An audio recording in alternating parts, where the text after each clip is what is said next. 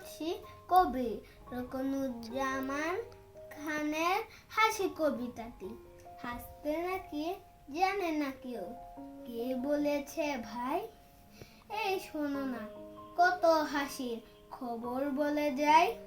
খোকন হাসে ফোকলা দাঁতে, চাঁদ হাসে তার সাথে সাথে, কাজল বিলে শাপলা হাসে। হাসে সবুজ ঘাস, খলসে মাছের হাসি দেখে। হাসেন পাতি হাঁস, টিয়ে হাসে রাঙা ঠোঁটে।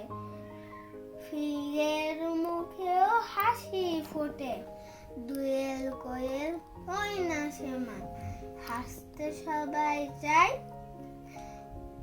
বোয়াল মাছে দেখলে হাসি।